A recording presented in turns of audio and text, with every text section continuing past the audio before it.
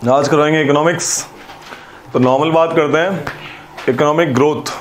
Economic growth, कोई भी country अमीर है गरीब है उसको नापने के डिफरेंट डिफरेंट तरीके हैं, राइट। वन ऑफ द तरीका इज उसकी कंट्री की जीडीपी, ग्रॉस डोमेस्टिक प्रोडक्ट कितना है उसके साथ में बताते हैं ये कंट्री बढ़िया मतलब बढ़िया काम कर रहा है और ये कंट्री थोड़ा गरीब है अमीर है टाइप ऐसे करके। ओके, तो मुझे बताओ क्या आइडिया तुम्हारा ग्रॉस डोमेस्टिक प्रोडक्ट का? What is gross domestic product? Suppose एक कार है, बस हो गई, तो एक बस चलाने वाला इंसान है, ठीक है, बस मेकर, और एक है टायर प्रोड्यूसर है। तो कौन सा काउंट होगा, ये काउंट होगा या ये काउंट होगा? दोनों काउंट होगा, गाड़ी होगी, डिपेंड करता है किस टाइप का एंड यूज है। वेरी गुड, डिपेंड करता है एंड यूज का है। अगर वो टायर गाड़ी वाले को बेच रहा है तो काउंट नहीं होगा भाई, लेकिन अगर वो टायर किसी कंज्यूमर को बेच रहा है खुद के लिए, मतलब जैसे कोई बंदा है, जैसे मैं मेरे पास एक कार है, मेरा टायर खराब हो गया तो मैंने एक टायर खरीद लिया, राइट, तो वो काउंट होगा। एंड यूज, कंज्यूम कहाँ पे हुआ है वो मैटर करता है, राइट। यहाँ पे इनपुट की तरह कंज्यूम हुआ है कि इनपुट है उसका, लाइक वो ये गाड़ी बना रहा है इसमें, राइट, तो गाड़ी की वैल्यू में टायर की वैल्यू आई जाएगी एट द एंड, समझ आ रही है। बट इस केस में वो अलग ही सिस्टम है, लाइक मैंने अपना टायर अलग से लगवाया। ओके, तो कह रही है एक नॉर्मल इस फाइनल का वर्ड बता रहा था मैं, what do you mean bye final goods and services. क्या होता है देखो, जीडीपी, एक इकोनॉमी में, एक कंट्री में जितने भी फाइनल गुड्स एंड सर्विसेज पैदा हुए हैं, जितने भी फाइनल गुड्स एंड सर्विसेज बने हैं, अब आइदर चाहे वो सिटीजन बनाए, चाहे वो सिटीजन बनाए और चाहे वो फॉरेन एमएनसी बनाए, ठीक है, चाहे वो फॉरेन एमएनसी बनाए और चाहे वो इंडियन सिटीजन बनाए, वो काउंट होंगे उसकी जीडीपी में। एक कंट्री की जीडीपी में क्या काउंट होगा, ये सारा मामला। समझ आ रही है, समझ नहीं आ रही है?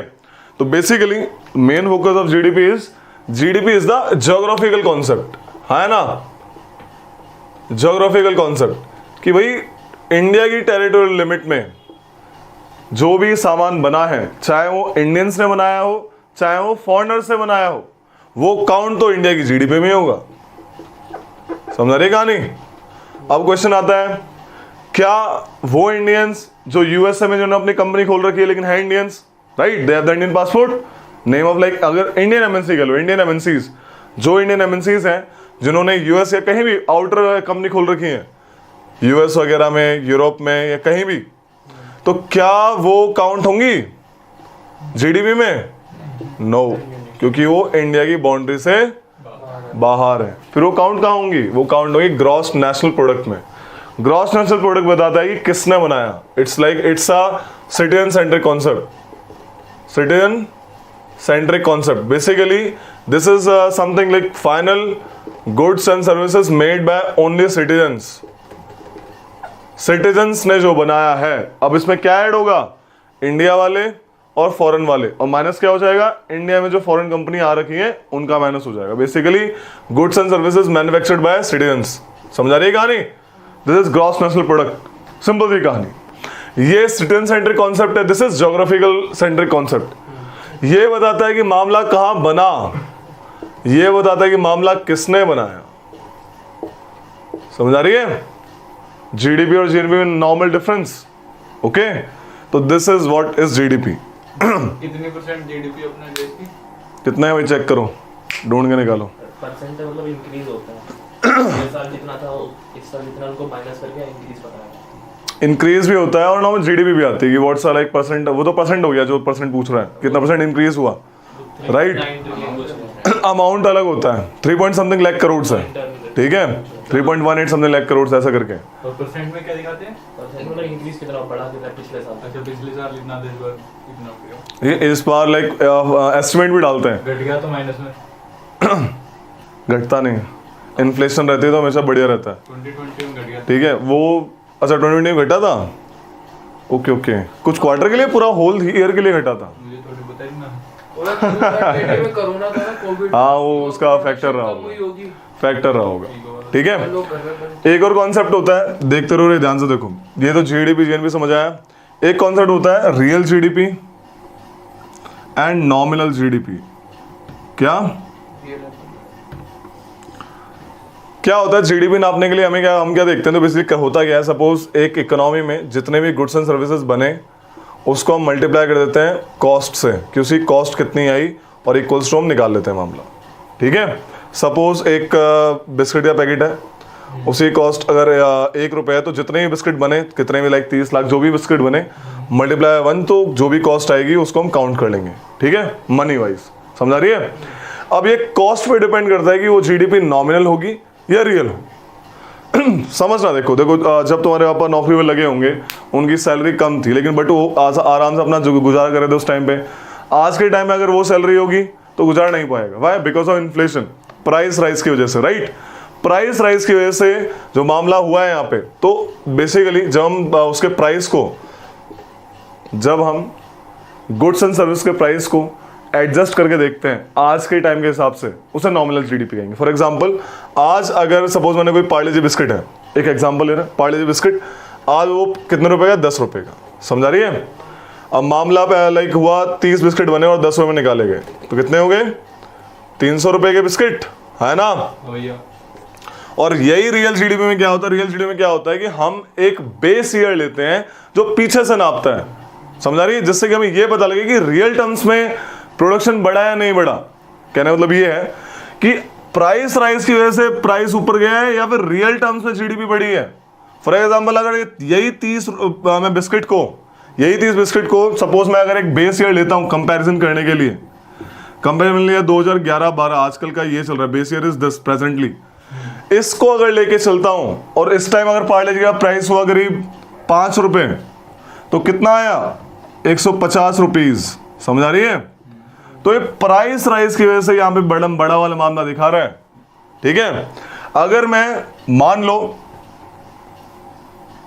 ठीक है, प्राइस राइज की वजह से, तो हम जब भी एक चीज देखते हैं इन टर्म्स ऑफ प्राइस, उसे आज के टाइम में नॉमिनल जीडीपी कहते हैं। और जब उसको हम रियलिटी में देखते हैं, लाइक उसका जो back real GDP in terms of like उसका बेस ईयर प्राइस के हिसाब से, अरे बना तो दोनों में ही 30 है ना। एक देख रहे हो एक चीज, जो प्रोडक्शन हुआ है वो दोनों में 30 हुआ है। Production is 13 both the years, but actual में जीडीपी बोला, एक बंदा आया बोला कि जीडीपी इसकी ज्यादा है, इसकी कम है। वो गलत इसलिए नहीं क्योंकि उसने इन्फ्लेशन वाली चीज नहीं देखी, बट रियल प्रोडक्शन में कोई इंप्रूवमेंट नहीं हुआ है, रियल प्रोडक्शन तो सेम है दोनों का। तो कहने का मतलब ये है, जब भी हम किसी भी जीडीपी को देखते हैं तो हम दोनों ही इस वे में देखते हैं। ठीक है, और रियल पिक्चर कब निकल के आती है? जब हम उसको पीछे से कंपेयर करते हैं। ठीक है, तो ये कहानी है। तो यहां पे देखा कि प्राइस राइज हुआ है, ना कि रियल टर्म्स में आउटपुट है। अगर यहाँ पे 60 बिस्किट बनते और हम यहाँ पे 10 से मल्टीप्लाई तो 600 आता है ना, और यहाँ पे 60 को हम 5 से करते कितना आता? 300 आता। तब बोलते कि हाँ प्रोडक्शन बढ़ा है, 30 नहीं, यहाँ पे 30 का ऐड हुआ है, देख रहे हो, 150 से 300 हो गया। Then we can say that कि हाँ रियल टर्म्स में वहां पे आउटपुट आया है। समझा रही कहानी? तो दैट इज द केस। तो real GDP is nominal GDP. Okay, ये दो कॉन्सेप्ट है, लिखो जीडीपी के बारे में। GDP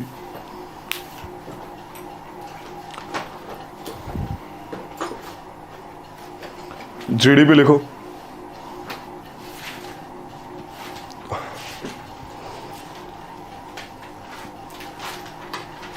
gross domestic product.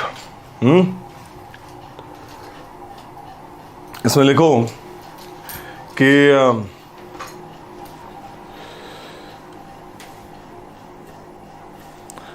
the total GDP is the total amount of final goods and services, the total amount of final goods and services produced in a year, in a specific time, maybe month, year or decade. ठीक है, generally year को मान के चलते हैं। In a specific time, maybe month, year or decade, inside a territory of a country, within the territorial limits of the country, okay, is called GDP. समझ आ रही है कहानी?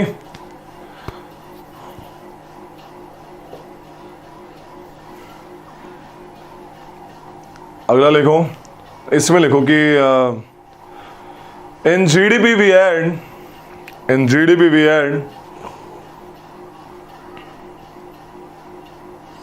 Final goods and services produced by final goods and services produced bye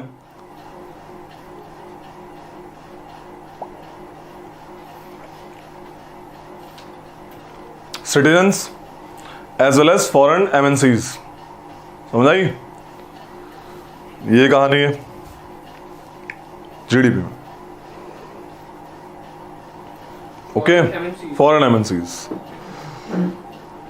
GDP is geographical concept. It tells the where the good is produced. It tells where the good is produced.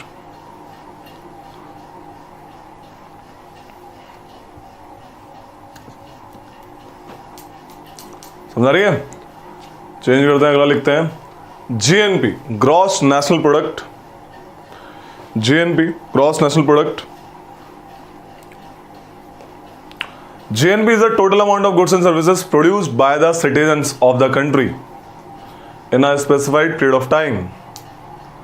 GNP is total amounts of goods and services produced by the citizens of the country in a specified period of time, maybe month, year or decade. ठीक है? By the citizens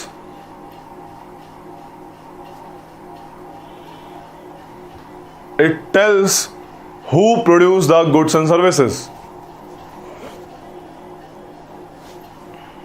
Who produce the goods and services. समझ रही है? It's a citizen centric concept.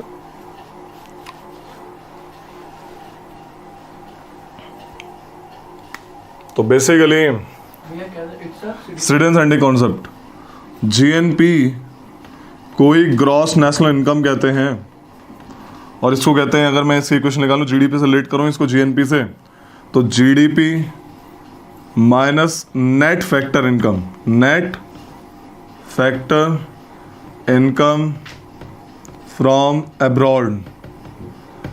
Net मतलब हमारी वाली MNC से बाहर वाली MNC को माइनस कर दिया। समझ आ गई है ना? ये जो हमारे सिटीजन वाली MNC है उसकी इनकम से फॉरेन वाली MNC की इनकम माइनस कर दी और GDP में प्लस कर दिया नेट करके eight the and. Net factor income from abroad. ठीक है? तो ये होता है मामला। ठीक है? थैंक यू यार। तो लिख लो कि ये क्वेश्चन लिखो, GNI equals to GNP, gross national income equals to GNP equals to GDP plus GDP में क्या ऐड करेंगे, है ना? तो GDP से वो जो MNC वाला माइनस करके अपनी MNC प्लस कर देंगे। इंडियन वाली बात है ना यहाँ पे। तो ये कहानी है।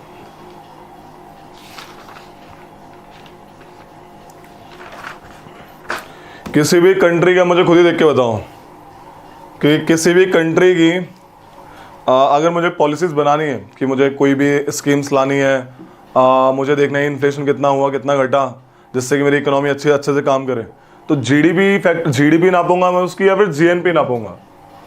कौन सी चीज को देख के मैं ये सब डिजाइन करूंगा? कौन सा बेटर मेथड है नापने का? अगर मुझे किसी देश की पॉलिसी डिजाइन करनी है, राइट, मुझे देखना है कि उसमें कितनी अनएम्प्लॉयमेंट वगैरह है, कितना उसमें इन्फ्लेशन आया है, उसको इन्फ्लेशन को कैसे टैकल करना है, तो किस फैक्टर को मैं कंसिडर करूंगा? Why so?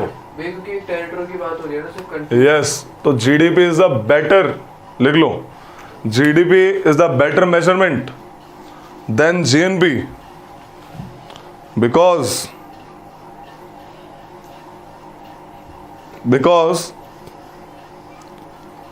GDP is domestic production, because GDP is domestic production where employment is created, inflation is moderated. Domestic production where employment is created, inflation is moderated, and tax revenues are yielded. and tax revenues are yielded, YIELDED, yielded, etc. समझा रही है? अबे हाँ ना तो बोलो यार. Good.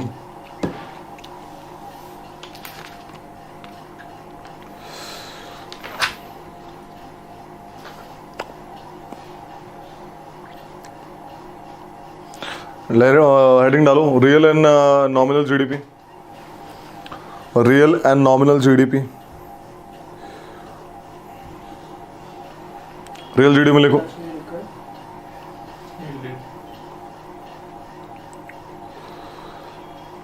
Real GDP refers to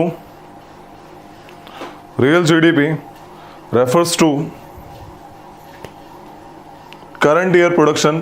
production इस अभी का है, लेकिन प्राइसेस कब के होंगे? प्री फिक्स डेट के, राइट? तो real GDP refers to current year production of goods and services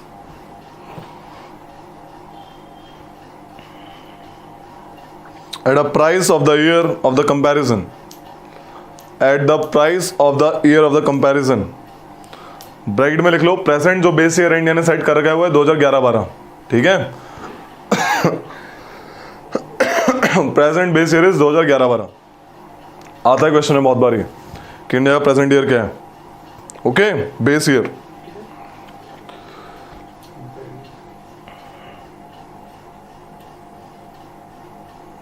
समझाइए.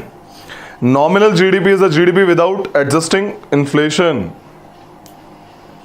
Nominal GDP is a GDP without adjusting inflation. Without Adjusting inflation. तो प्रेजेंट वाली जो बेसिकली करंट लिख लो. Basically basic equals to current year production with current year price. Current year production multiply by the current year price. तो ये nominal GDP होगी, right?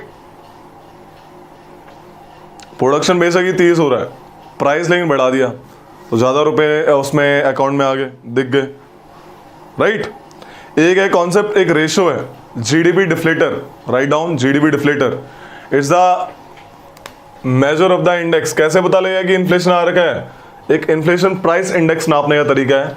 Nominal GDP को real GDP से मल्टीप्लाई करके डिवाइड करके 100 से मल्टीप्लाई कर देते हैं, तो जितना भी रेशियो आता है पता लग जाता है. अगर नहीं है वो इन्फ्लेशन वाली चीज तो अपने आप मामला सेम ही आ जाएगा, राइट?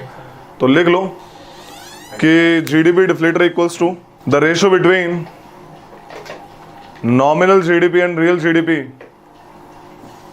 Multiply by 100.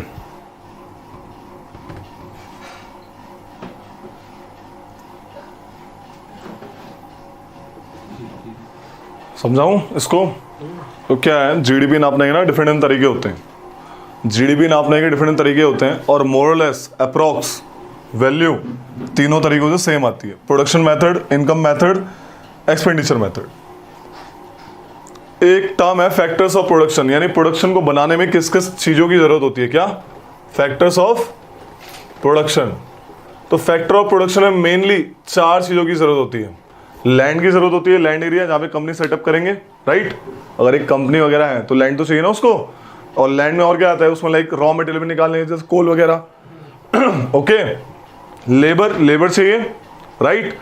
कैपिटल चाहिए, यानी लाइक मनी भी ऐसे, ह्यूमन कैपिटल भी ऐसे. Anything, capital is anything which is used as a factor of production in production activity. और एंटरप्रेन्योर, इन तीनों चीजों को क्लब करके एक जो बंदा उन पे इन चीजों लाएगा, लाइक ए बिजनेस पर्सन, एक हैंडलर, वो भी चाहिए, राइट? तो ये 4 चीज चाहिए होती हैं for a production. Land, labour, capital, entrepreneur. इनको बदले में क्या मिलता है?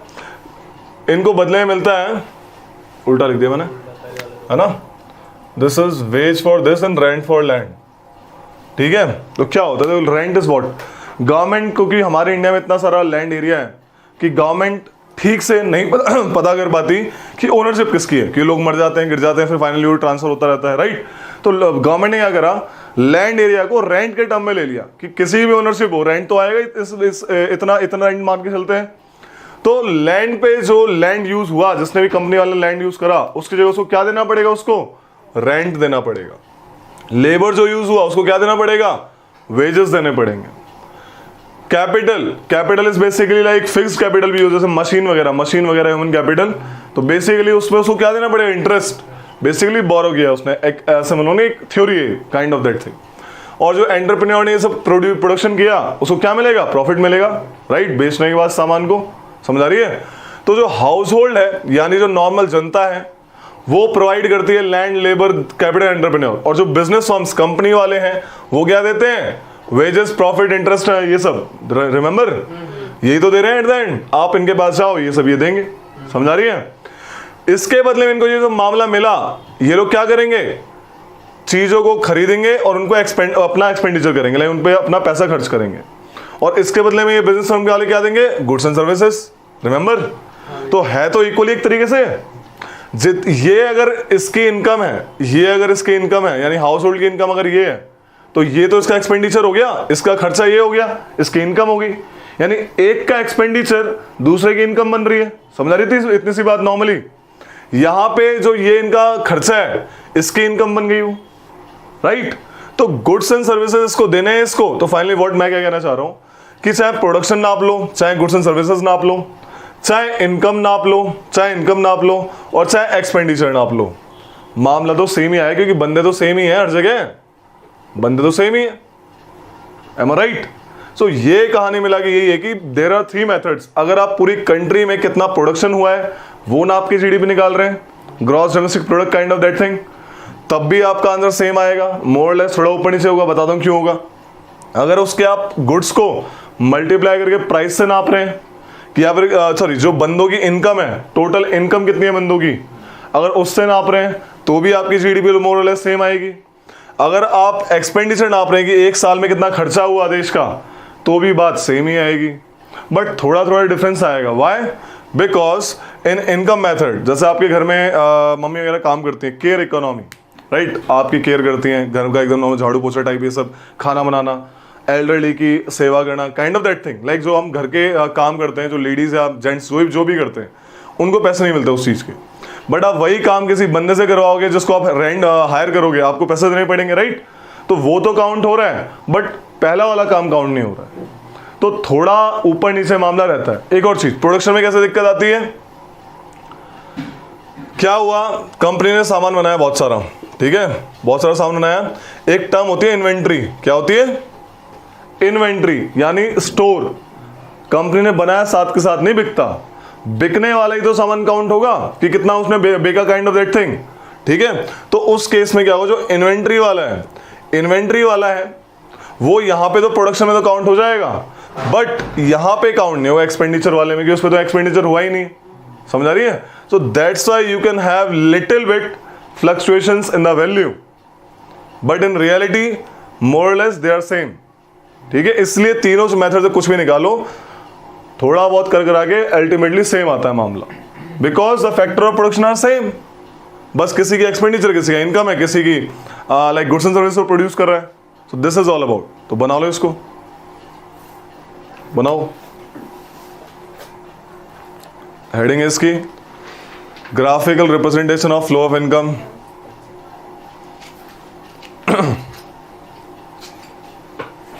समझ आ नहीं हुई? देखो भी, जो समझा रहा हूं ना समझा उसी टाइम रोक देना, क्योंकि ये बेसिक है, ठीक है।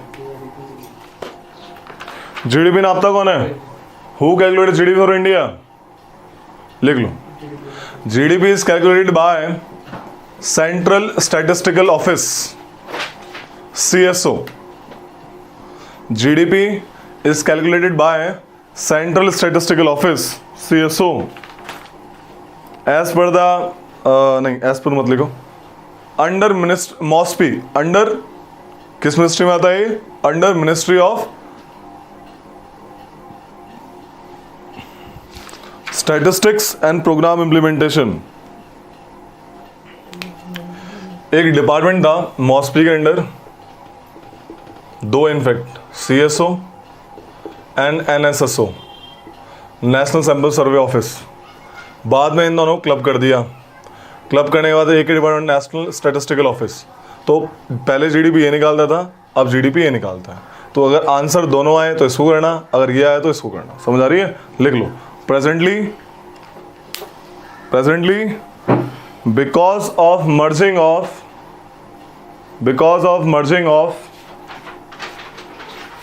CSO and NSSO,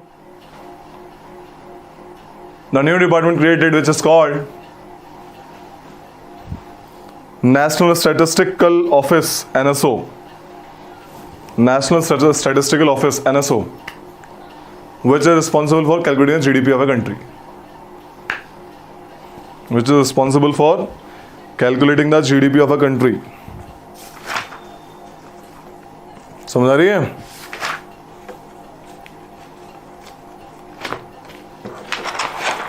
आ रही है बस, नहीं समझ आ रही है? फिर ठीक है. एक बार ये मिनिस्ट्री का नाम रिपीट करना. Ministry of statistics and programme Implementation, MoSPI. ठीक है. जीडीपी डिफ्लेटर बता दिया है ना. मैंने बेस ईयर बताया. बेस ईयर क्या है? 11-12. ओके. पहली बार इंडिया में जीडीपी का रफ कैलकुलेट किसने किया था? एनीबॉडी? लिख लो. First time the rough calculation of GDP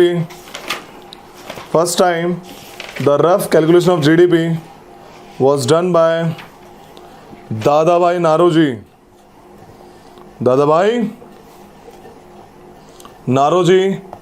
in 1868. कौन सी बुक लिखी थी इन्होंने? In his book 1868, poverty and un-British rule in India. Famous book है इनकी, बहुत बार एग्जाम में आई है. Poverty and un-British rule in India. इसमें इन्होंने ड्रेन ऑफ वेल्थ की थ्योरी दी थी इसी बुक के अंदर. ठीक है. Poverty and un-British rule in India, इस बुक के अंदर ही इन्होंने ड्रेन ऑफ वेल्थ की थ्योरी दी और जीडीपी के बारे में बताया. बाद में बहुत लोगों ने दी, लेकिन पहला बंदा जिसने साइंटिफिक तरीके से जीडीपी बताई, लिखो, the first person to calculate the GDP, national income, on scientific basis was, कौन था रे? इकोनॉमिक्स बताएंगे. नहीं सॉरी, वो Smith, Adam Smith. Father of economics नहीं पूछ रहा. Doctor VKRV Rao. इंडियन पूछ रहे थे क्या? Doctor VKRV Rao. चलो फॉरेनर बताओ. फॉरेनर ने सबसे पहले किसने करी थी, ये बताओ. VKRV राव. साइमन कुडनेट्स ने कॉन्सेप्ट दिया था इसका, जीडीपी का. Simon Kuznets, famous economist. VKRV Rao. ये भी एक ही है. हाँ भाई, एक ही है. एक ही इंसान है. ठीक है. सो this is all about GDP. बाकी पढ़ना है चैप्टर में. ओके. बाकी तीनों मेथड दिए हुए हैं कि कैसे कैसे निकालते हैं, उन्होंने बताई दिया बेसिक. ठीक है. मेथड नहीं पूछता कभी. ठीक है. तो पढ़ लेना अपनी नॉलेज के लिए, कोई दिक्कत नहीं है. अब आता है, देखो कॉन्सेप्ट है एक कि जीडीपी क्या एकदम बताने का तरीका है कि देश डेवलप हो रहा है नहीं हो रहा. फॉर एग्जाम्पल अगर मैं कहूँ किसी देश की जीडीपी 1 लाख करोड़ है फॉर एग्जाम्पल, क्या इसका मतलब ये कि वो प्रॉस्परस है? क्या उसके सारे लोगों में वो रुपया बराबर बटा हुआ है? क्या उसके सारे लोग डेवलप्ड हैं? ऐसा कैसे पता लगेगा? नहीं पता लगेगा कि कुछ लोग अंबानी ऐसे बहुत ही अमीर है, क्या पता उन्होंने जीडीपी बढ़ा रखी हो, उन्होंने प्रोडक्शन बढ़ा रखा हो, बाकी भूखे मर रहे हैं. Right. So there are different ways to see what amount of human development is in India और in any parts of the world. तो एक ह्यूमन डेवलपमेंट इंडेक्स बनाया गया. किसने बनाया? हिंदुस्तान पाकिस्तान हमेशा दुश्मन नहीं है, दोस्त भी हैं. 1990 में वो यस. एक बंदा था Pakistani economist Mahbub ul Haq with the assistance of Amartya Sen. इन दोनों ने मिलकर बनाया ह्यूमन डेवलपमेंट इंडेक्स. अगर एक नाम आए तो पाकिस्तान वाले का बंदे का नाम लिखना, और अगर 2 नाम आए तो दोनों का लिखना. ठीक है. तो ह्यूमन डेवलपमेंट इंडेक्स इन्होंने बनाया था. Okay. But later it got modified. Fine.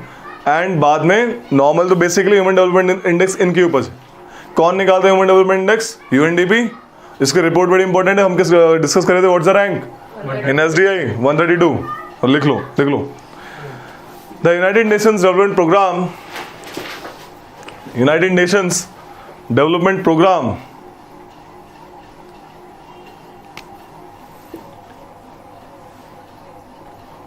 is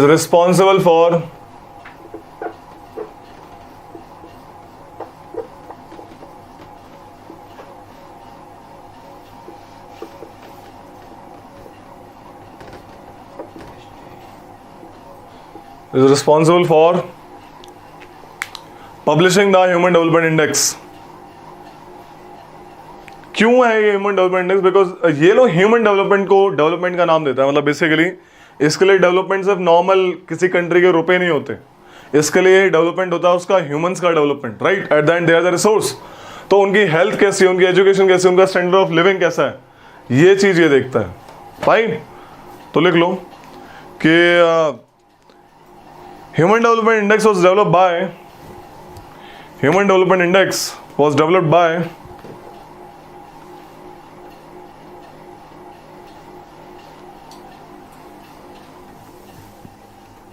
Pakistani economist,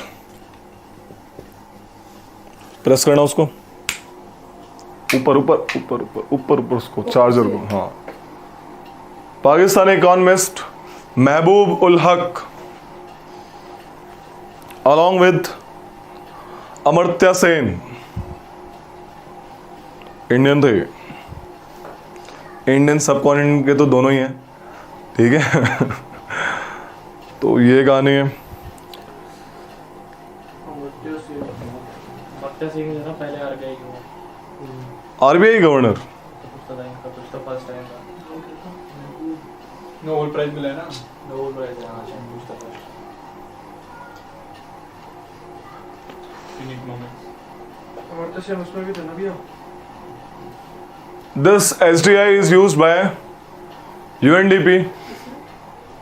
जो नहीं This HDI is used by UNDP.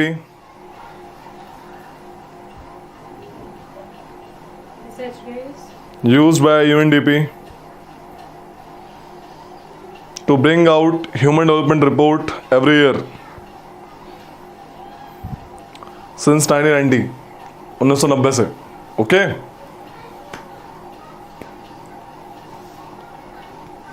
Since 1990। In 2010 index got some modification, कुछ मॉडिफिकेशन, मॉडिफाई, पुल्स आ गई, मॉडिफाई करवा रखी है बाबा जी। सम मॉडिफिकेशन, ठीक है। फेमस ही हो गया बंदा तो। अरे ये तो बाबा कहता मॉडिफाई करवा रखे, डरो। ठीक है, हाँ लगभग क्या डायमेंशन क्या नापता है? ये नापता है किसी भी एरिया में उसकी health, education and standard of living. ये बेसिक याद रखना, ठीक है? लिखो SDI हैज 3 डायमेंशंस।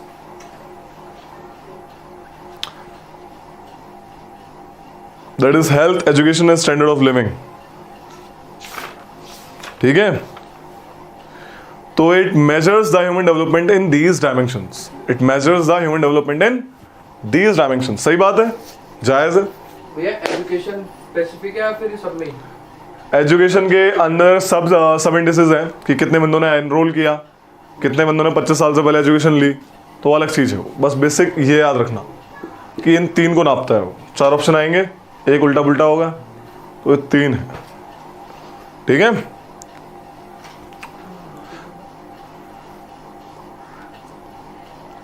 2010 में जब क्या हो रहा था, जब इसमें मॉडिफिकेशन हुई थी, तो नए 3 इंडेक्स पे यूएनडीपी ने लॉन्च करे। एक है multi dimensional poverty index, just इसका उल्टा। ये डेवलपमेंट नापता है इन 3 डायमेंशंस में, वो अंडर डेवलपमेंट नापती है इन्हीं 3 डायमेंशन में।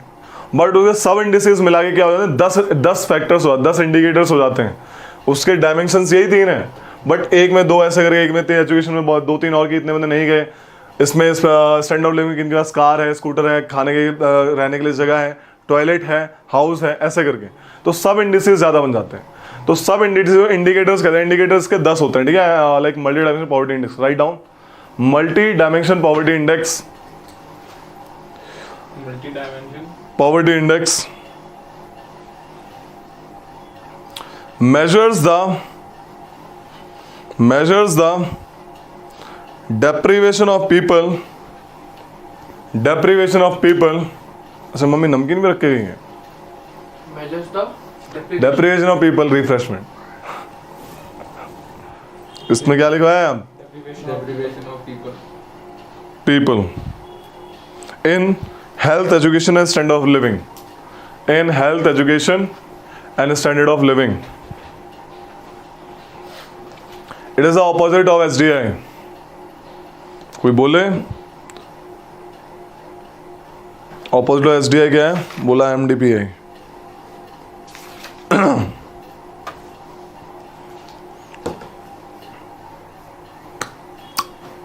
अब आता है पॉवर्टी. पॉवर्टी एक चैप्टर है. पॉवर्टी की बात करते हैं. पॉवर्टी गरीबी. गरीबी का जो पैमाना है यानी स्केल है सबके लिए अलग अलग है. Right. There is two types of poverty, absolute and relative. Relative poverty जो होती है वो लाइक सबकी अलग अलग है. कोई बोलेगा मैं तो इससे गरीब हूँ, अंबानी बोलेगा मैं बिल गेट्स से गरीब हूँ. समझ आ रही है? Kind of that thing. But है तो एक्चुअली अमीर हमारे रिस्पेक्ट में. तो एक इन्होंने एक पॉवर्टी लाइन बनाई हमारे इंडिया वालों ने. हर एक कंट्री के अलग अलग है. उन्होंने एक बेसिक नेसेसिटी रखी. बेसिक नेसेसिटी और clothing and like drinking and eating like basic necessity. उसे पॉवर्टी लाइन बोला गया. जो भी उस पॉवर्टी लाइन से नीचे है उसे बिलो पॉवर्टी लाइन पीपल बोला गया. BPL लोग. समझ आ रही है? Below poverty line. तो this is basic concept of poverty. बिल्कुल नहीं आता है एग्जाम में. एग्जाम में आता है कि कितनी कैलोरी रिक्वायरमेंट है एक इंसान के लिए. अर्बन और रूरल की अलग अलग है. रूरल वाले की जो रिक्वायरमेंट है पॉवर्टी के ऊपर रहने के लिए वो है 2400 कैलोरीज पर डे पर पर्सन. ठीक है. उसको 2400 कैलोरी मिलनी चाहिए पर डे पर पर्सन. इतनी उसके शरीर में इतना जाना चाहिए तो हम कहेंगे हाँ वो पॉवर्टी से ऊपर है. समझ आ रही है? और शहर वाले के लिए 2100 कैलोरी पर पर्सन पर डे. क्यों भाई? क्योंकि गांव का बंदा ज्यादा काम करता है, उसमें फिजिकल वर्क ज्यादा होता है. शहर का बंदा कम काम करता है, उसका फिजिकल वर्क कम होता है, तो उसको कैलोरी रिक्वायरमेंट ज्यादा है. राइट. दूसरी कहानी क्या है? दूसरी कहानी ये है कि अब देखो इतनी कैलोरी खरीदने के लिए इसको रुपए कंपेरेटिवली इसको सब 10 रुपए लगे, इसको लगेंगे 20. वाई? मतलब 15 या 15 लगा लो. क्यों? क्योंकि शहर में सेम चीज महंगी बिकती है. आ रही हो समझ में? तो रुपये की टर्म्स में कैलोरी रिक्वायरमेंट इसकी ज्यादा होती है और कैलोरी टर्म में इसकी ज्यादा होती है. नॉर्मल समझ आना क्या कहना चाह रहा हूँ? So this is basic. तो ये पैमाना है, this scale we are using presently to measure a person who is below poverty line और not. There are different measurement also but this is important for CDS exam. कितनी calorie requirement है per person per day की? 2400 और 2100. समझ आ रही है? जितने भी बंदे पॉवर्टी लाइन से कम होते हैं उनको अगर काउंट करते हैं तो दे आर लाइक कंपेरेटिवली जो पॉवर्टी वाले पीपल हैं, जो पूरी पॉपुलेशन है, अगर हम कंपेयर करते हैं इनको इनसे तो ये हेड काउंट रेशो बन जाता है. Those persons who are below poverty line are called head count ratio. Head count ratio निकाला and what you find these percentage of people are below poverty line. समझ आ रही है कहानी? तो ये चीज लिखो थोड़ा सा इसके बारे में, पॉवर्टी के बारे में. ये इंडिया में है ना भैया या फिर हर जगह? नहीं ये इंडिया वाला है. 2400-2100 इंडिया वाला. ठीक है. सबकी अलग अलग रिक्वायरमेंट. खाने में कैसे कोई पॉवर्टी को डिफाइन कर सकता है? Eating habits. ईटिंग्स को खाने के लिए सबने अलग अलग रिक्वायरमेंट लाई. मैं ये बता रहा हूँ कि कैलोरी रिक्वायरमेंट में हमारे पास इतना है. नॉर्मल ड्रिंकिंग वाटर भी लाते हैं, एजुकेशन भी लाते हैं, हेल्थ एजुकेशन सब होता है. बट ये मैं तुम्हें बस खाने वाला बता रहा हूँ जो इंपॉर्टेंट है एग्जाम पॉइंट ऑफ व्यू से. ठीक है. तो ये लिखो पॉवर्टी के बारे में. लिखो पॉवर्टी हेडिंग डालो. पॉवर्टी हेडिंग डाली. इसमें लिखो कि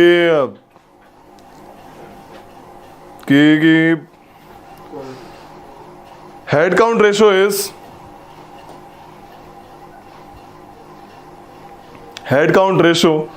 is expressed as number of poor people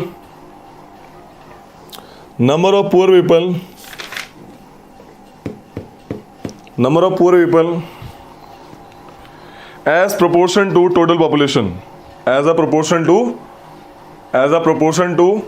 total population. समझाइए इतनी सी कहानी. हेड डालो estimation of poverty in India. Different लोगों ने थ्योरी दी कि अगर ऐसे फॉलो करो तो ये पॉवर्टी लाइन आपको मिलेगी। समझ आ रही है?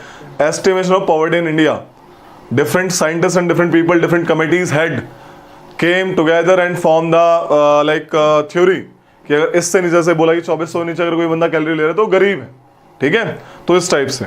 तो पहली कमेटी लिखो, number 1 committee V M Dandekar and Nilakantha रथ।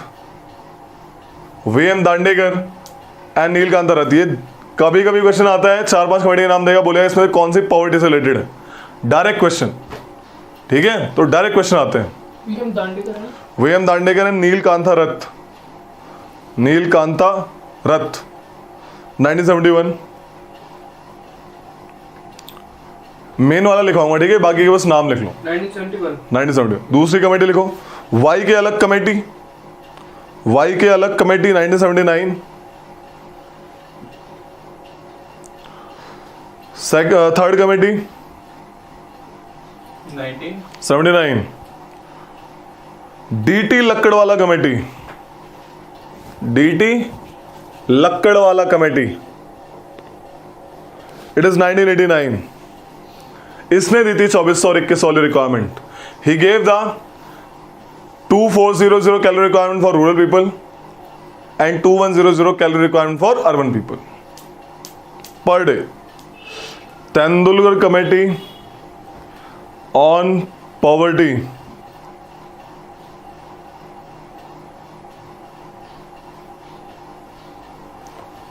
ये कमेटी क्रिटिसाइज करी गई थी। देखो, this committee was highly criticised.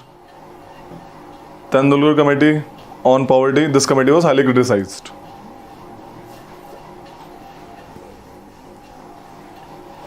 अगला लिखो, Rangarajan committee on poverty. Rangarajan committee on poverty,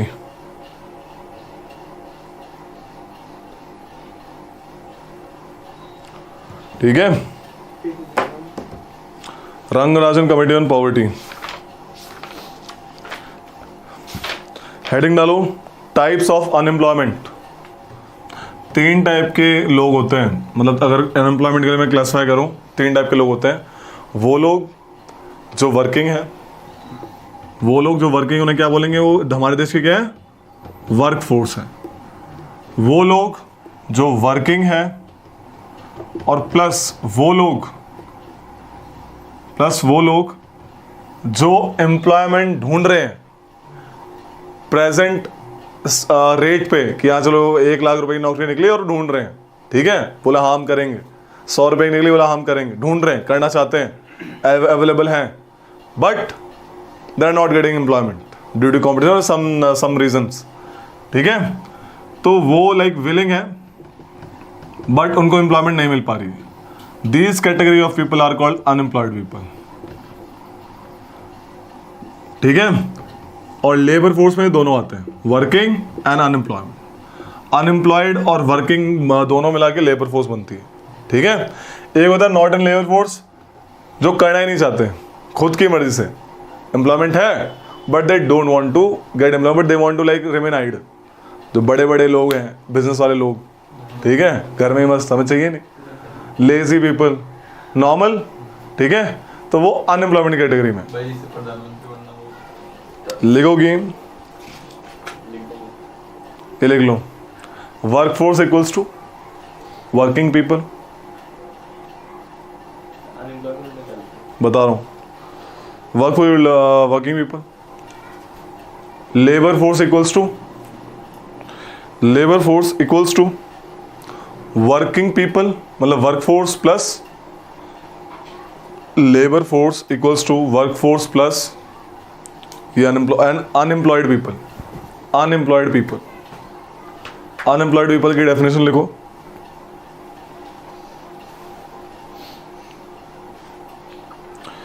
being not engaged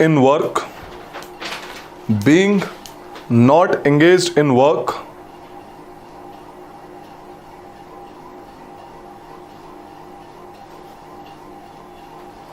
and either making tangible efforts to seek work और अवेलेबल फॉर वर्क और being available for work, Making tangible efforts. either making tangible efforts to seek work or being available for work if the work is available.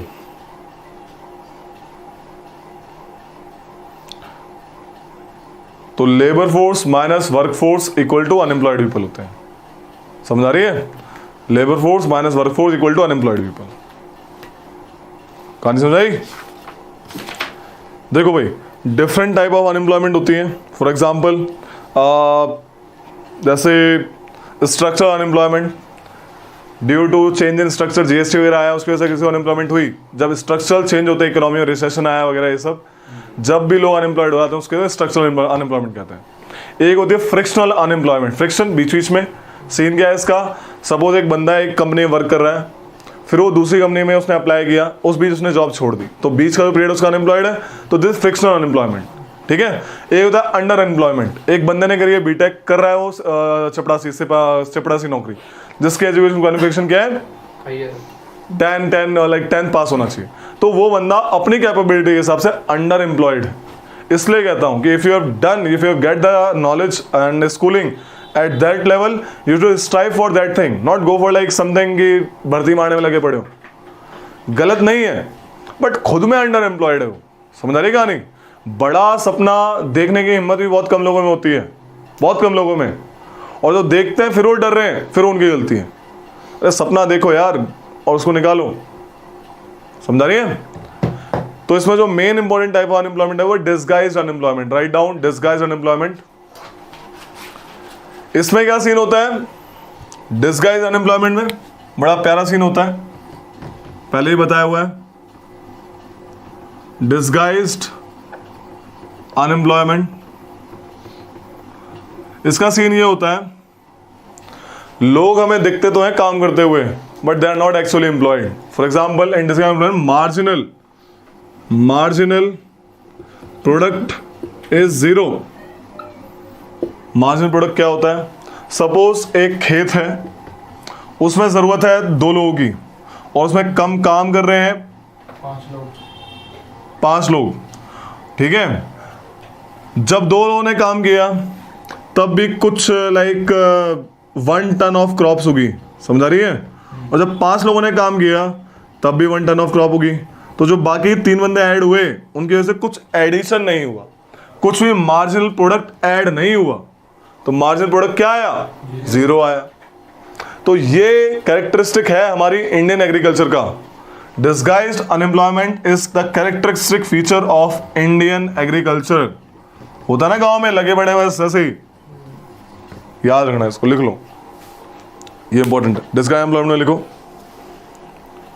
कि here the people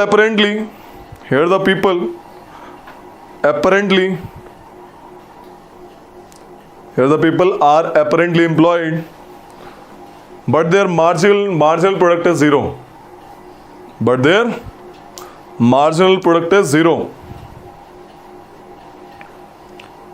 That is, contribution to the production is nil. Contribution to the production is nil and void. समझ आ रही कहानी?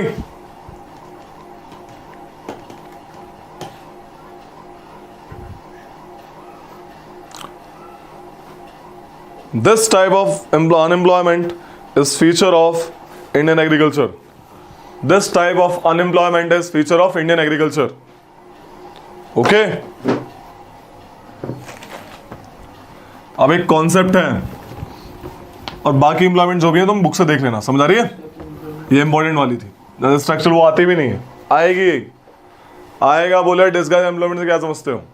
क्या ये agriculture का feature है India का, या इंडस्ट्रीज का है? किसका फीचर है? It's a feature of Indian agriculture. Okay, next is Laffer's curve. हाँ भाई पढ़िए ये। एम्प्लॉयमेंट है, अनएम्प्लॉयमेंट है। नहीं, नॉर्मल एक अलग कॉन्सेप्ट है। लेफर्स कर्व पढ़ा है रे? क्यों नहीं पढ़ा? यू क्या होती है? लेफर्स बोल रहा हूँ, लेफर्स तो दूसरी हो जाएगी। Lawrence curve. ये नहीं बताती लेफर्स? लेफ्ट से याद नहीं आ रही थी। हाँ वही बहुत सारी बात हो तो लॉरेंस कर्व तुम्हारे पास भी इकोनॉमिक्स सीखे बे? ये जो AEB है, this is Lawrence curve. AEB, line of inequality. ठीक है, समझ गए? हाँ, इट्स लाइक पीपल लिख लो 0 से 100, अगर बढ़ रहा है तो और ये 0 से 100 लिख लो इनकी income. This is income and this is people, जो ये उनकी इनकम है। ठीक है, तो पॉइंट ई क्या बता रहा है? ध्यान से देखो, पॉइंट ई क्या बता रहा है? पॉइंट ई बता रहा है कि 90% ऑफ पीपल, हाँ है ना, लगभग 90 है ना ये, तो 90% ऑफ पीपल कितनी तनख्वाह कमा रहे हैं? मात्र 60%। 60% ऑफ इनकम कमा रहे हैं 90% ऑफ पीपल। आ रही है समझ में? ये जो बंदे हैं यहाँ पे देखो, पॉइंट पी को देखो, ई को देखो, दिख रहा है कितने पीपल का यहाँ पे? अगर ये 90, अगर मैं इसको 90 बोलूँ और ये 100 है ना यहाँ तक 100, तो 90% हो गए। तो 90% ऑफ पीपल कितनी इनकम कमा रहे हैं? अगर ये 60% है तो 60% कमा रहे हैं ना? हाँ ठीक है। समझा रही है? This is X axis, this is Y axis. समझा रही है? और दूसरा क्या दिखता है हमें कि 10% ऑफ पीपल कितनी कमा रहे हैं? 40% ऑफ इनकम। तो है ना इनइक्वलिटी? 10% लोगों के पास 40% तनख्वाह है देश की, और 90% लोगों के पास बस 60% है। तो देयर इज लाइक अघोर इनइक्वलिटी, घोर इनइक्वलिटी है, राइट? तो लॉरेंस कर्व इनइक्वलिटी बताती है। एक इसमें कोफिशिएंट निकालते हैं, गिनी कोफिशिएंट कहते हैं उसको। क्या कहते हैं? गिनी कोफिशिएंट। देखो, this is AB is line of equality, this is line of equality. ये जो कर्व है, दिस इज लॉरेंस कर्व, मैंने बताया इट्स लाइन ऑफ इनइक्वलिटी। समझ आ रही है कहानी? ठीक है, गिनी कोफिशिएंट कहता है area above Lawrence curve upon area below line of equality. यानी ये लॉरेंस कर्व है, दिख रही है? तो ये कौन सा एरिया हो गया? लॉरेंस कर्व के ऊपर वाला एरिया, है ना? और इसको A लेता हूं और इसको यहां से यहां तक, देख रहे हो? ध्यान से सुनो, यहां से यहां तक ये जो पार्ट है लॉरेंस कर्व के वाले के ऊपर आ रही है को ले रहा हूं A, और इसके नीचे वाले को क्या ले रहा हूं? B। समझ आ रही है? तो इक्वलिटी के नीचे वाला एरिया क्या हो जाएगा? A प्लस B, है ना? तो A upon A plus B नहीं हो जाएगा? ये होता है Gini coefficient, area upon Lorenz curve, area below line of equality. Clear आ रही है बात समझ में? दिस इज गिनी कोएफिशिएंट, जो कि इनइक्वलिटी नापने के लिए काम आता है। लिख लो, चलो राइट डाउन। भैया बना ले। लॉरेंस कर्व, हाँ लॉरेंस कर्व बना लो, लॉरेंस कर्व बना लो, और फिर लिखवा देता हूं थोड़ा थोड़ा। इधर देखो, एक और कर्व देख लो, फिर दोनों एक साथ ही लिखवा दूंगा। ये वाली छोटी सी, ये इनइक्वलिटी वाई एक्सिस पे, ये पर कैपिटा इनकम, हर एक बंदे की इनकम। ठीक है, कहता क्या है ये?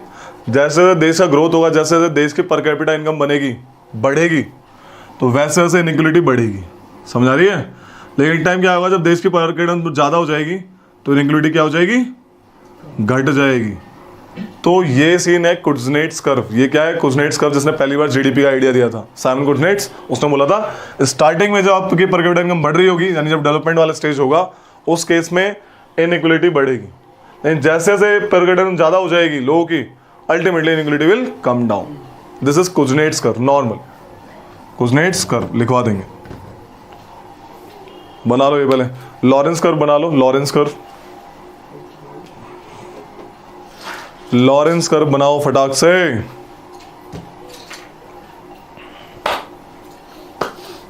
लॉरेंस कर्व,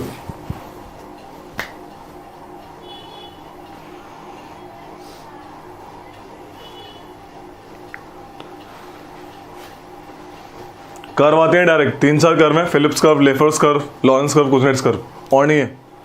इनको रट्टा मार लेना, एक ना एक आ जाएगी, हर बार रिपीट मारती है। ठीक है, Lawrence curve is a line of inequality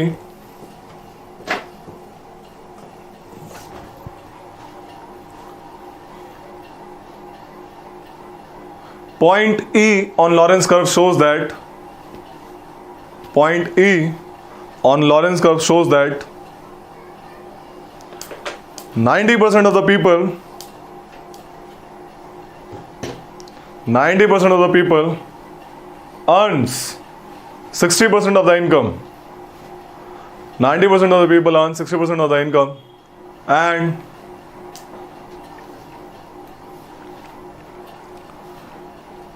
10% of the people earns 40% of the income. 10% 40% income कमाते हैं. Hence there is an inequality. ठीक है. लॉरेंस कर्व क्या है? Line of inequality. दिमाग में डालना इसको. हेडिंग डालो गिनी कोफिशिएंट. इसी में गिनी कोफिशिएंट, GINI, गिनी कोफिशिएंट. गिनी कोफिशिएंट में लिखो coefficient. Guinea coefficient. It measures the inequality. Gini coefficient, it measures the inequality by using Lorentz curve. By using Lorentz curve. अब डेफिनेशन या फॉर्मूला लिख लो डायरेक्ट, है ना. Gini coefficient equals to area above Lorentz curve upon area below line of equality. Gini coefficient equals to area above Lorentz curve upon area below line of equality. Equality ये वाली line, इसको भी mark कर लेना और ए भी बना के लिख लो, ए अपॉन ए प्लस बी. ठीक है, ताकि आइडिया रहेगा तुम लोगों को. ए upon A plus B.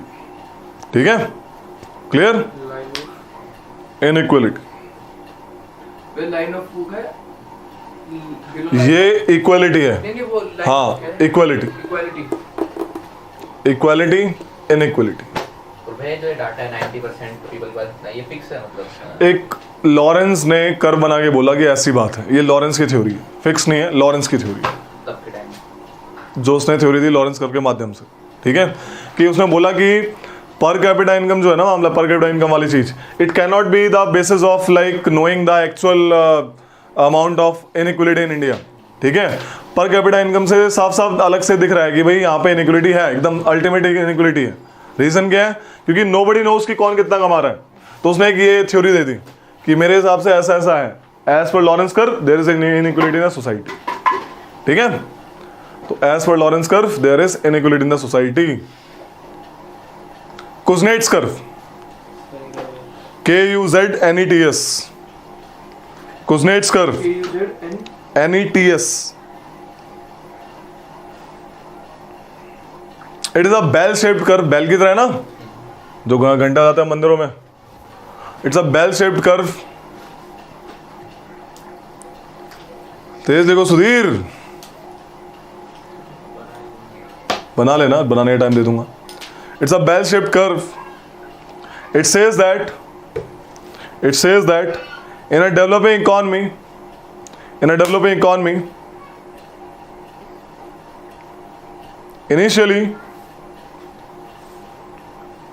initially the inequality will rise. Initially the inequality will increase, rise.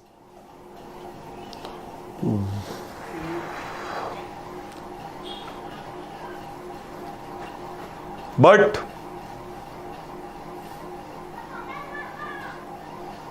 with the growth of per capita income, inequality will come down in long term. Inequality will come down in long term.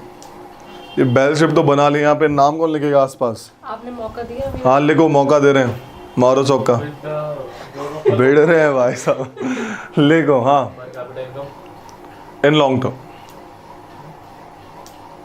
भैया but with the growth of per capita income. अच्छा, ऐसा लिखा है क्या? Inequality will decrease in long term.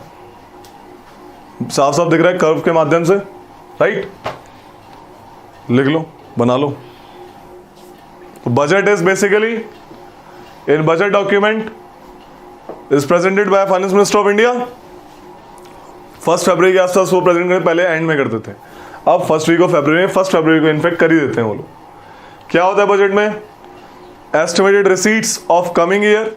जैसे if I suppose अगर 2010 और 11 का बजट प्रेजेंट हो रहा है, तो 2009-10 और 2008-9 ये 3 ईयर दिखेंगे उस बजट में। इसमें साफ साफ दिखेगा एग्जैक्ट फिगर्स ऑफ 2008-9 पिछले ईयर की, ये प्रीवियस ईयर हो जाएगा, ये करंट ईयर है क्योंकि 10 क्यों आया है, मार्च में फरवरी में तो प्रेजेंट हो रहा है, करंट ईयर नहीं होगा, current year, and this is coming year. Okay, तो करंट ईयर की रिवाइज फिगर्स होती हैं, प्रीवियस ईयर की एग्जैक्ट फिगर्स होती हैं, और अपकमिंग ईयर की प्रेडिक्टेड एस्टिमेटेड फिगर्स होती हैं। क्या फिगर्स होती हैं? रिसीट्स एंड एक्सपेंडिचर, कितना आएगा कितना जाएगा। ठीक है, आता 2 तरीके से है पैसा, रेवेन्यू एंड कैपिटल रिसीट्स। क्या रेवेन्यू एंड कैपिटल रिसीट्स क्या होती हैं?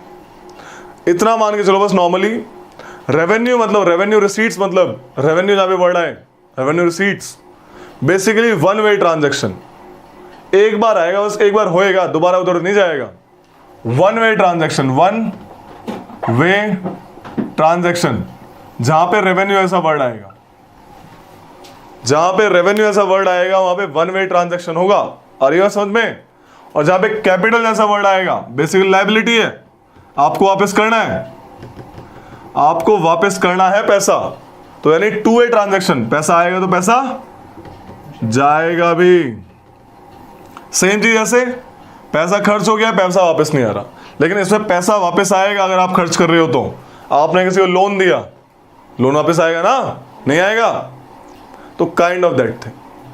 इतना बेस्ट तरीका है एकदम याद करने का, हाँ भैया। Two way transaction, one way transaction, revenue वाले। तो बजट ये सब बताता है। ओपन द बुक, बुक लाए हो शंकर गणेश की, open book, let me give you a brief way of diagram, यही बजट है। ठीक है, खोलो बजट वाले चैप्टर को, खोलो open budget and open this diagram first. हाँ, फाइनेंस यही है, दिख रहा है ये डायग्राम, बहुत फ्लो चार्ट बड़े इंपॉर्टेंट है। ठीक है भाई, समझ आ रही है कहानी, नहीं आ रही है? बताओ ये पेज नंबर। चैप्टर 5 है। आगे ये देखो, आगे कोऑर्डिनेट्स कर दिख रही है, हाँ यही है, उल्टा करो, दिख रहा है budget. So this is budget. Budget में एस्टिमेटेड रिसीट्स एंड एक्सपेंडिचर होते हैं, समझ आ रही है? रिसीट्स 2 टाइप की, कैपिटल रेवेन्यू, एक्सपेंडिचर 2 टाइप का, कैपिटल रेवेन्यू, है ना? इसमें एक्सपेंडिचर बताया हुआ है नॉर्मल पहले, लेकिन एक बार स्टार्टिंग से चालू करते हैं। अगले वाले ग्राफ में देखो रेवेन्यू रिसीट दिखी होंगी, दिख रही है रेवेन्यू रिसीट्स। अगले वाले में मैंने क्या बोला, वन वे ट्रांजैक्शन है, समझ आ रही है क्या है? One way transaction. तो रेवेन्यू रिसीट 3 टाइप की होती है, तो टैक्स रेवेन्यू, जो पैसा टैक्स से आ रहा है वो टैक्स रेवेन्यू, टैक्स आप देते हो उसके बदले में कुछ मांगते हो कि हमने टैक्स दे रहे हैं, हमें दो ऐसा करके, टैक्स गया तो गया। अब टैक्स 2 टाइप के होते हैं नॉर्मली, अगर क्लब करके देखा तो डायरेक्ट, इनडायरेक्ट, है ना? लेकिन इसमें अलग अलग दे रखा है। फॉर एग्जांपल इनकम टैक्स, जो इनकम पे कटता है, एक्साइज ड्यूटीज, जो गुड्स एंड सर्विसेज आप बना रहे हो, मैन्युफैक्चर कर रहे हो, उसके मैन्युफैक्चरिंग में जो टैक्स लग रहा है उसे एक्साइज ड्यूटीज कहते हैं। जीएसटी सप्लाई पे लगता है, पता है? Custom duties, export and import पे जो टैक्स लगता है वो custom duties. Tax of UT, जो यूटी में टैक्स लग रहा है बस ऐसा करके, and other tax and duty, जो बाकी के बचे टैक्स हैं जैसे यूटी वगैरह में, वेल्थ टैक्स वगैरह, वो सब इसमें आते हैं। नॉर्मल आ रही है इस बात समझ में? These are tax revenues. Non tax यानी टैक्स नहीं होगा, लेकिन फिर वन वे क्या होगा, जैसे इंटरेस्ट, आपने, सरकार ने, देश की हमारी भारत सरकार ने लोन दिया किसी को भी, स्टेट गवर्नमेंट को दिया, किसी को भी दिया, उस लोन पे इंटरेस्ट तो आएगा, आया नहीं आएगा, उस इंटरेस्ट को यहाँ पे काउंट करते हैं। इंटरेस्ट आ रहा है, जा थोड़ी रहा है, लोन आएगा वापस, इंटरेस्ट तो वन वे हो गया ना एक तरीके से, समझ आ रही है? जो ब्याज आ रही है, इंटरेस्ट आ रहा है, जो पैसा आपने दिया, वो one way transaction, non tax revenue का पार्ट है। सेंट्रल स्टेट को भी लोन देता है, बिल्कुल देता है। ठीक है, on the basis of consolidated fund of state, जो उनका कॉन्सोलिडेटेड फंड ऑफ स्टेट है उसके बेसिस पे उसको लोन दे रहा है। अगला है डिविडेंड एंड प्रॉफिट्स, जहां पे भारत सरकार की, अबे देख रहे हो नहीं देख रहे हो, कहाँ है डिविडेंड प्रॉफिट? हाँ कहाँ है? गुड। तो जहां पे भारत सरकार के शेयर्स हैं प्राइवेट कंपनी में, उस शेयर्स पे डिविडेंड आ रहा है, समझ आ रही है, प्रॉफिट हो रहा है ना, तो वो डिविडेंड वन वे है, प्रॉफिट आ रहा है, कोई दिक्कत ही नहीं है। और प्रॉफिट कहां पे होएगा, जहां पे पूरी PSUs बेसिकली जो फुल्ली भारत सरकार की कंपनी है उससे प्रॉफिट आता है, जहां पे भारत सरकार के कुछ शेयर हैं प्राइवेट कंपनी में उससे डिविडेंड आता है। समझ रहे हैं इतना हल्का डिफरेंस। तो this is basically this thing. Other non tax revenues, अब अदर नॉन टैक्स रेवेन्यूज क्या है, रिसीट्स, फिस्कल सर्विसेज। आपने पैसा इधर देखो, लुक एट दिस। सपोज मैंने 2000 रुपए का नोट बनाया, उस दिन भी बताया था मैंने एक तरीका, इसको बनाने में लगा थोड़ा कपड़ा वपड़ा जो भी नोट का वो होता है, पेपर वगैरह ये सब, मात्र इसको बनाने 10 रुपए लगे, ठीक है। तो 1990 रुपए कहाँ गए, सरकार की जेब में, कि पैसा तो 2000 का है, ठीक है। तो सरकार को फायदा होता है भारी नोट छापने से, ओके, क्योंकि फेस वैल्यू तो उसकी 2000 है, लेकिन रियल प्रोडक्शन वैल्यू कितनी है, 10 रुपए, थोक में बना दिया 5 रुपए होगी, ठीक है, kind of that thing, but face value कितनी है, 2000। तो ये चीज है। अरे समझ में क्या है, तो कहानी है बजट की, समझ आया बजट क्या सीन है, रेवेन्यू रिसीट समझ आई क्या सीन है। तो रेवेन्यू रिसीट हम एक लास्ट पार्ट कर रहे थे, other non tax revenue receipts, right, fiscal service करवा दिया था, राइट, अदर जनरल सर्विस करवा, अदर जनरल जो आप यूपीएससी एग्जाम देते हैं, राइट, यूपीएससी एग्जाम में कोई फीस आ रही है गवर्नमेंट के पास, वो यहाँ पे ऐड हो जाती है, एग्जाम दिया तो पैसे गए ना वापस थोड़ी आते हैं। नेक्स्ट सोशल सर्विस, कोई भी स्कूल वगैरह, education institution, health institution, hospital, government hospital, वहाँ पे जो आपका पैसा जाता है, जो भी जितना भी जाता है वो भी सरकार के खाते में जाता है, okay. Next is grant and aid contribution, जो भी बाहर से हमें ग्रांट एंड एड मिलता है एज अ फ्री फंड की चंदा, वो इसमें आता है। Non tax receipts of UTs की जो ये सारे ऊपर के पार्ट हैं, वो भी सेंट्रल गवर्नमेंट के पास है, स्टेट का नहीं आता यूटीज का, समझ आ रही है, कि डायरेक्ट एडमिनिस्ट्रेशन सेंटर के। इकोनॉमिक सर्विसेज जैसे ट्रांसपोर्ट, रेलवेज, समझ आ रही है, ये जितने भी इकोनॉमिक सर्विसेज हैं, रोड वगैरह, ये सब अल्टीमेटली सरकार के पास आता है मामला। तो इस तरीके से रेवेन्यू रिसीट मिलती है सरकार को, ये है रेवेन्यू रिसीट्स। कैपिटल रिसीट्स, अगला ग्राफ देखो, देख रहे हैं अगला graph, capital receipts, as I told you it's a two way transaction. What is it, it's a two way transaction, यानी पैसा अगर आएगा तो वो लायबिलिटी है, हमें वापस करना पड़ेगा, यानी सरकार को वापस करना पड़ेगा, ठीक है। दो तरह से होती हैं, एक तो डेट कैपिटल रिसीट जिसमें ब्याज भी देनी है, डेट वाली चीज है, ठीक है, और एक है नॉन डेट कैपिटल रिसीट, दिख रही है ग्राफ में। डेट कैपिटल रिसीट भी दो टाइप की, एक बोरोइंग यानी उधार मांगना, बोरोइंग, और एक अदर लायबिलिटीज। बोरोइंग में आगे आते हैं, एक होती है इंटरनल बोरोइंग कि अपने कंट्री के अंदर से हमने बोरो किया, और एक होती है एक्सटर्नल बोरोइंग यानी कि बाहर से। एक्सटर्नल बोरोइंग देख लो तो साफ साफ दिख रही है, मल्टीलेटरल लोन्स यानी IMF वगैरह वर्ल्ड बैंक से लोन उठाना, और बायलेटरल लोन्स यानी किसी कंट्री से लोन उठाना, बस उस कंट्री और हमारे बीच की बात है। आ रही हो समझ में, तो ये हो गई एक्सटर्नल बोरोइंग। इंटरनल बोरोइंग क्या होती है, इंटरनल बोरोइंग इज हमने अपने कंट्री से लोन उठाया। एक होता है मार्केट लोन्स, आपने मार्केट से लोन उठाया, सरकार ने क्या करा, consolidated fund of India security ले आई और उस सिक्योरिटी को मार्केट में बेचना चाहा, तो जो भी उस सिक्योरिटी को खरीदेगा वो सरकार को पैसे देगा और उस पर सरकार इंटरेस्ट दे देगी, भाई इस टाइम बाद हम आपको इतना इंटरेस्ट देके आपके रुपए लौटा देंगे। तो दीज आर मार्केट लोन्स।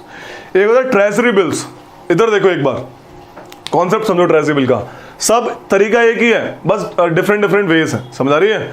तरीका एक है, तरीका क्या एक है, टू वे ट्रांजेक्शन है, पैसा आएगा तो लौटेगा, समझ सी बात है, लेकिन बस मेथड अलग अलग हो गया। मामला क्या सीन क्या है इसमें, ट्रेजरी बिल्स में, ट्रेजरी बिल्स का मामला ये होता है, सरकार वही सिक्योरिटी निकालती है, लेकिन इसे जीरो कूपन बॉन्ड्स भी कहते हैं। क्या कहते हैं, जीरो कूपन बॉन्ड्स। इस पर सरकार इंटरेस्ट नहीं देती, क्या कह रहे हैं, सरकार इंटरेस्ट नहीं देती इसमें। क्या होता है फिर, लोग क्यों खरीदते हैं ट्रेजरी बिल को, ट्रेजरी बिल इसलिए करते हैं कि सरकार बोलती है हमें सपोज 1000 रुपए का लोन चाहिए आपसे, एग्जाम्पल 1000 रुपए का लोन चाहिए, तो सरकार 1000 रुपए का ट्रेजरी बिल निकालती है, लेकिन सरकार ने सामने वाले बंदे को कितना दिए, 1000 रुपए का ट्रेजरी बिल, लेकिन ये जो बंदा है सरकार को सिर्फ 700 रुपए देगा। कितने रुपए देगा, 700। और जब ये ट्रेजरी बिल को लेने जाएगा सरकार से, एट द एंड इसके रुपए कन्वर्ट करेगा तो उसको टोटल 1000 रुपए मिलेंगे, तो हो गया ना 300 का फायदा, इंटरेस्ट का काम हो गया। इसलिए ना जीरो कूपन बॉन्ड्स भी कहते हैं, जीरो कूपन बॉन्ड्स, क्योंकि उस पर है नहीं कोई इंटरेस्ट, तो है ही नहीं। Treasury bills are called zero coupon bonds. और रिडीम एट पार वैल्यू, कि आपने रिडीम करा उसको पार वैल्यू पे। बट टाइम क्या होता होगा इनका फिक्स? टाइम डिपेंड करता उनके है, ऊपर होता है। It may be like for some 90 return होता है इस टाइम के बाद। तो वही वाली बात हो गई ना, शॉर्ट टर्म ट्रेसेबल्स भी हैं, आज वाली बात। 182 डेज, 91 डेज, लाइक दैट। ठीक है, ये कहानी है। अदर इंटरनल डेब्ट्स सबका यही कहानी है। Funded security, other special security issued to RBI, ways and means advance. देखो RBI is banker of the government, government का खाता होता है आरबीआई में। जब भी सरकार के पास पैसे की कमी होती है आरबीआई उनको रुपए देता है, तो this is ways and means advance. Okay, तो ये डिफरेंट तरीके हैं, काम वही है, मामला कैपिटल रिसीट का है। अगला क्या है? अच्छा भी एक बात सुनो तो, हाँ बोलो।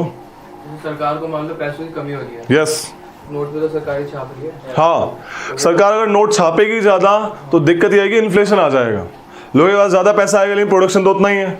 अब आलू तो 1 किलो ही है, एक एग्जांपल दे रहा हूँ, 1 किलो आलू में कितना भी पैसा छाप लो, फिर वही वाली बात हो जाएगी, 1 किलो आलू के लिए आपको 10-10 बोरी पैसे भर के ले जाने पड़ेंगे, इन्फ्लेशन आ जाएगा। समझ आ रही है?